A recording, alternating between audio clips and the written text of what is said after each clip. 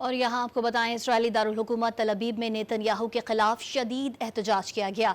मुजाहिरीन ने सड़कें ब्लॉक करके हुकूमत से यरगमालियों की रिहाई से मुतालिक मुआहदे का मुतालबा भी किया।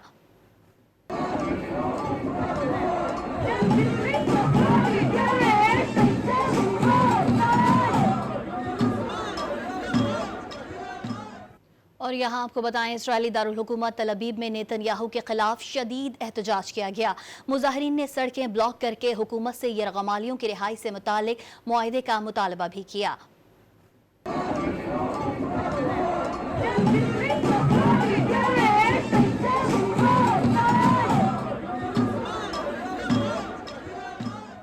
और यहाँ आपको बताएं, इस्राएली दारुल हुकूमत तल अबीब में नेतन्याहू के खिलाफ शदीद एहतजाज किया गया।